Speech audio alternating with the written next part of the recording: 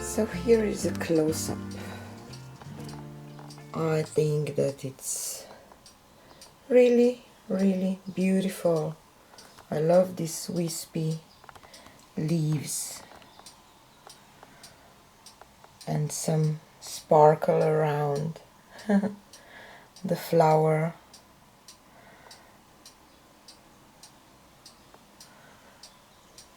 And I like the black middle too, and I like the minimalistic with kind of a lot of negative space design. So I'm really happy with this one.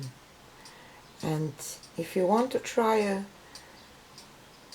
simple flower technique with fluid art acrylic pouring, this is probably one that you can try. So this is it for today, and see you on the next one. Bye!